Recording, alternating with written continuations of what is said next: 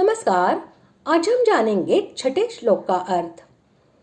पूर्व श्लोकों में भगवान ने समस्त भूतों को अपने अव्यक्त रूप से व्याप्त और उसी में स्थित बतलाया।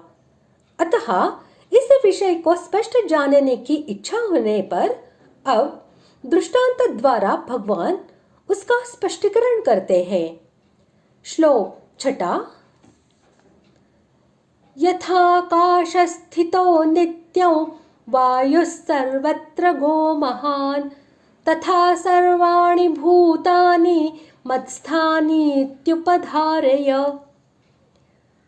श्लोक का अर्थ, जैसे आकाश से उत्पन्न सर्वत्र विचरने वाला महान वायु सदा आकाश में ही स्थित है, वैसे ही मेरे संकल्प द्वारा उत्पन्न होने से संपूर्ण भूत मुझ में स्थित है, ऐसा जान।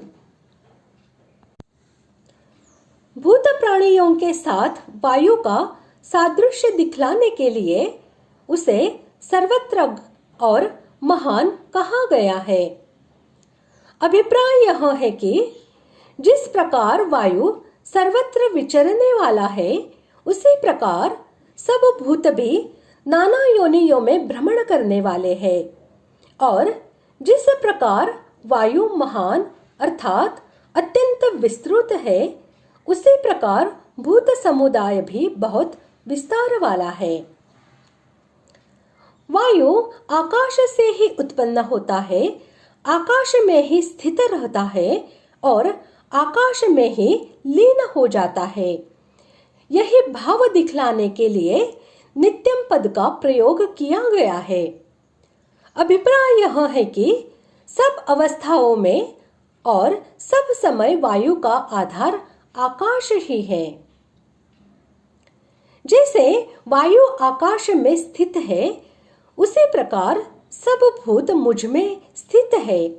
इस कथन का अभिप्राय यह है कि आकाश की भांति भगवान को सम, निराकार, अकर्ता, अनंत, असंग और निर्विकार तथा वायु की भांति समस्त चराचर भूतों को भगवान से ही उत्पन्न, उन्हीं में स्थित और उन्हीं में लीन होने वाले बतलाने के लिए ऐसा कहा गया है।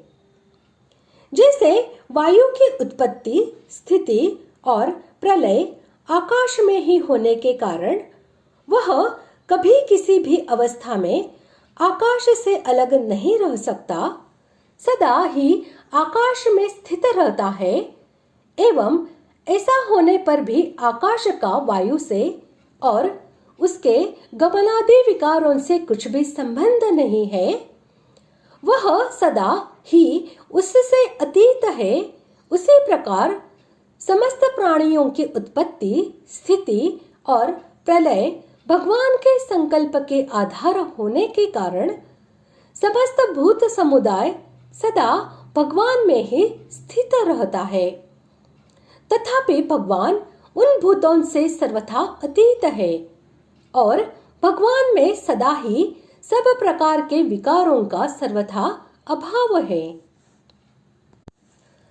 तात्पर्य हुआ कि तीनों लोक और 14 भुवनों में घूमने वाले जीवों की परमात्मा से भिन्न किंचन मात्र भी स्वतंत्र सत्ता नहीं है और हो सकती भी नहीं। अर्थात सब योनियों में घूमते रहने पर भी वे नित्य निरंतर परमात्मा के सच्चिदानंद घन स्वरूप में ही स्थित रहते हैं, परंतु प्रकृति के कार्य के साथ अपना संबंध मानने से इसका अनुभव नहीं हो रहा है। अगर ये मनुष्य शरीर में अपनापन न करे, मैं मेरापन न करे, तो इनको असीम आनंद का अनुभव हो जाए।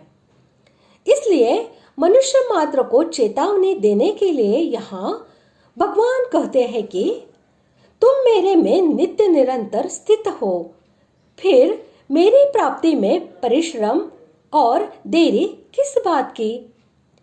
मेरे में अपनी स्थिति न मानने से और न जानने से ही मेरे से दूरी प्रतीत हो रही है। प्रकार आज हमने छठे श्लोक का अर्थ जान लिया है। अगले भाग में जानते हैं 7वें श्लोक का अर्थ। धन्यवाद।